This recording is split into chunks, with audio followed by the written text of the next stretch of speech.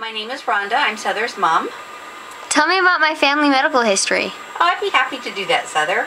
I'm from a family of 4 girls, and my dad is deceased. He died in 1990 of leukemia. Leukemia is cancer of the bone marrow. It reduces your blood's ability to clot, so that you bruise very easily. It attacks your immune system. So he ended up dying of pneumonia, basically, because he couldn't fight it. I never knew his mother. She died before I was born, but I knew my grandpa, his dad. His name was Ernest Woodson, and Grandpa was an alcoholic, and he died at age 84, so he got cirrhosis of the liver, and that's how he died. My mom is going to be 86 in a couple of months, and she lives in Florida, and she's a very healthy woman, and she has a car with flames on it. So she still drives, and she's really healthy. She doesn't have well, she found out this week she went to the doctor and she's going deaf, so she's going to go to an ear doctor and get that checked out. Well, she had some swelling in her feet, and they've changed her medication around, and so now that's all cleared up. She has a back problem. Her discs are herniated, so that causes her a lot of pain. I think that the difference between my generation, my mother's generation, is my mother didn't exercise. There weren't gyms and things back when she was young. Their exercise was housework and that kind of stuff. Oh, so she didn't get like aerobic and anaerobic activity on a daily basis. Is that correct? Exactly. Okay. Exactly. Do I have any ailments? No, I'm basically healthy. My fingers are really, that's an old person disease though, so I don't want to tell anybody I've got arthritis. I'm actually, yes, I'm starting to get arthritis. My fingers hurt in the morning when I wake up.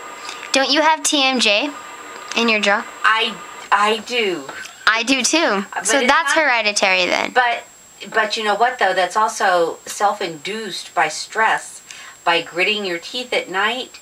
So I've reduced a lot of stress in my life, so that doesn't really bother me anymore. I still have my tonsils. I did have an ovary removed. It wasn't cancerous, but it was a weird growth. I don't want everybody in school to know this. I've already told them that, Mom. Keep going. Okay, so it was this weird thing. There was a tumor-like thing on one of my ovaries. And the doctors were all excited to see it because it had teeth and hair and fingernails. And where were the teeth and on the tumor. But on the inside or the outside? I don't know. I didn't see it. I don't know, but I think it was on the outside. They were all excited. Anyway, and that's when I was told, that was like in 1980, I guess 6. That's when I was told I wouldn't have any children. And is that hereditary? No. So I will have children. I hope, if that's what you want, but I hope it's a very long time before that happens. Thank you, Mom. Oh, you're so welcome, Souther. Hi, Souther. This is your dad, Felix Recio. Well, beginning with your grandfather, my dad, he died of cancer. He also had some lung problems that led to the cancer because of his smoking. My mother, she had diabetes. She also had some mental problems caused by a chemical imbalance. I think diabetes is the body's inability to produce or to maintain the levels of sugar in the body, and it requires insulin to regulate the sugar balances in the body.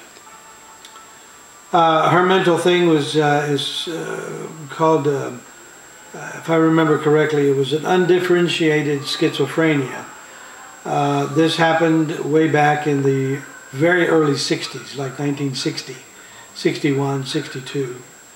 And what that meant in those days is that they didn't know what it was. Her body was not able to produce a certain chemical, and it made her appear to be hallucinogenic and all kinds of things. She was unable to really cope very well. My grandfather on my mother's side lived to be 93 years of age.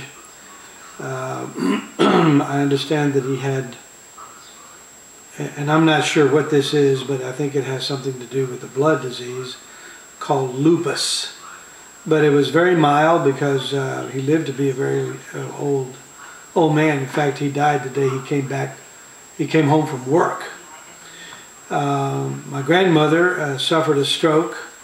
That would be my mother's mother, Concepcion. She suffered a stroke, and I would imagine that it had something to do with diabetes. I'm not sure, but she was bedridden for a very, very long time and died as a result of it. On my father's side, my grandmother Rosa, she had circulation problems. That means heart problems. My grandfather, on my father's side, he lived to be 92. And in his very old age, he developed some circulatory problems dealing with diabetes as well. And but he lived to be 92 years old. Diabetes is hereditary. Heart conditions are hereditary. And there's a great deal of dispute about the mental things in terms of whether they're hereditary or not. I am borderline diabetic, and I am also borderline hypertensive. Now explain hypertension. I have a accelerated heart rate, I guess, and I could be subject to some sort of a stroke if I don't watch it. But I eat well and I exercise, so it's been held in check for many years. Mine's brought on, I think, a great deal by stress and the type of personality that I am, being a lawyer. And the work that I do is very stressful. Are addictions hereditary? Like, does that run in the family? I think they can be. They can be. Those are personality traits, addictive traits. But they can be manifested in different ways. Sometimes you could be an overachiever, and that's a hereditary trait. You and I are both that. Some people who are drug addicts give up drug and then they become very religious, and then religion becomes a substitute drug. Well, your medical history is very good. The only problems you've had has been colds and things of that nature. You seldom ever get sick. Your half-brother Ryan has, as a child, had a tendency to rupture his stomach. He had to have 2 operations to sew up the ruptures. That's when he was under 10. And he also has a deformed kidney. It works. Kidney usually looks like a bean, a lima bean. His kidney looks like a glove. But it functions and it works, and he's not having any problems with it. He's very active and very athletic. You know how much he exercises and does his kung fu. And Adam, who is the chef, is starting to gain a little weight, quite a bit of weight. He had some dyslexia as a child, but he's graduated from college and culinary school, so he's in pretty good shape. He blew out a knee playing basketball, so I think that has affected his ability to exercise, but he's in pretty good shape as well. I think the important thing is to eat well, eat sensibly, exercise, and to get plenty of rest. Everything in moderation. Don't overdo it.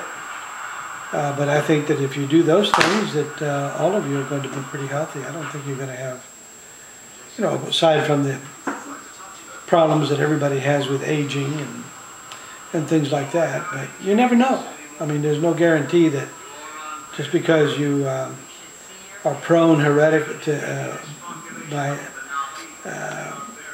what's the word I'm looking for? Hereditary kinds of things, they may not affect you.